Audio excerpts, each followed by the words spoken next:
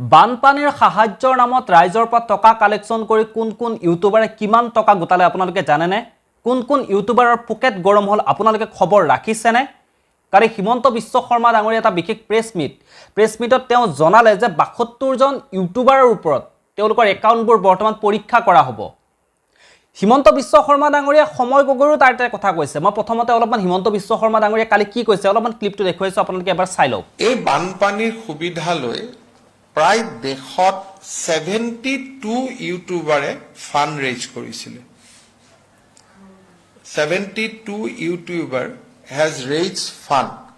গতিকে আমি তাতো নজৰ ৰাখিছো, যেনেকৈ সমৰ গগৈৰ দৰে সকলোৱে খুব ভাল কৰি খৰচ কৰিছে।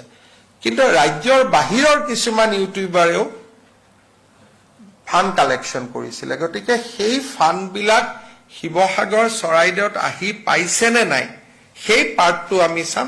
এতিয়া এই বানপানীৰ সুবিধা বুজি যিসকল ইউটিউবাৰে টকা কালেকশ্যন কৰিলে তেওঁলোকৰ একাউণ্টবোৰ পৰীক্ষা কৰা হ'ব।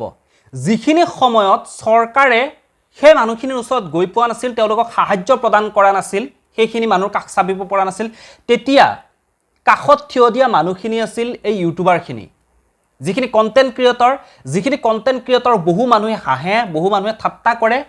সেই কণ্টেণ্ট ক্ৰিয়েটৰখিনিয়ে কিন্তু বানপানী যেতিয়া হৈ মানুহবোৰ দিশহাৰা হৈ পৰিছিল তেতিয়াই উজনিৰ পৰা নামনিলৈ সকলো মানুহ, কেৱল অসম বুলিয়ে নহয় ভাৰতবৰ্ষৰ বিভিন্ন প্ৰান্তৰ পৰা কণ্টেণ্ট ক্ৰিয়েটৰসকলে টকা কালেকশ্যন কৰি সেই মানুহখিনিক যাতে কিছু পৰিমাণে হ'লে তেওঁলোকক যাতে উদ্ধাৰ কৰিব পৰা যায়, বিপদৰ সময়ত তেওঁলোকক যাতে এযোৰ কাপোৰ দিব পৰা যায়, এমুঠি অন্ন দিব পৰা যায়, তাৰ কাৰণে ব্যৱস্থা কৰিছিল সকলো কণ্টেণ্ট ক্ৰিয়েটৰে।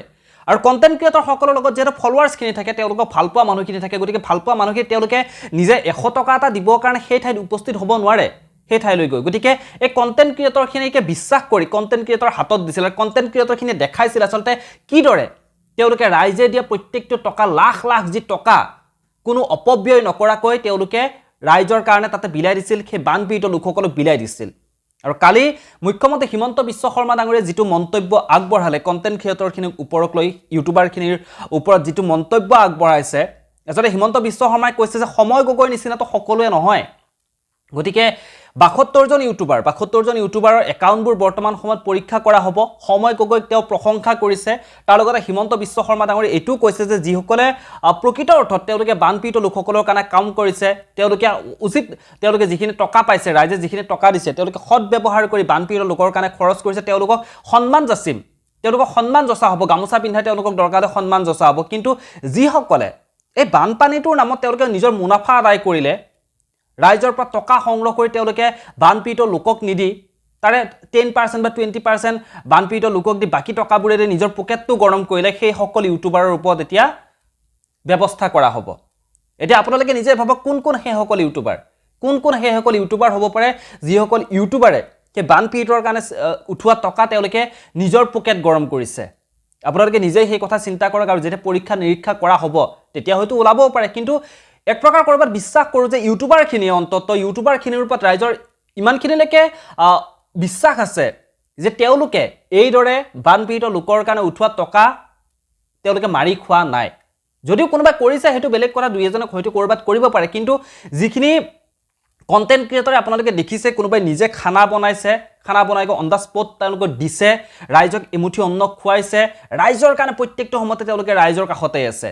গতিকে তাৰ মাজতে হয়তো দুই এজনে কোনোবাই মুনাফা আদায় কৰিব পাৰে। গতিকে হিমন্ত বিশ্ব শৰ্মা ডাঙৰীয়ে এই যি পদক্ষেপ হিমন্ত বিশ্ব শৰ্মা ডাঙৰীয়ে লৈছে, সেই পদক্ষেপক আপোনালোকে সন্মতি দিয়ে নিদিয়ে সেইটো আপোনালোকৰ মতামতখিনি কমেণ্ট বক্সত কমেণ্ট কৰি জনাবৰ কাৰণে একেবাৰে নাপাহৰিব। পুনৰ লগ পাম এনেধৰণৰ কিছু নতুন খবৰে। ধন্যবাদ।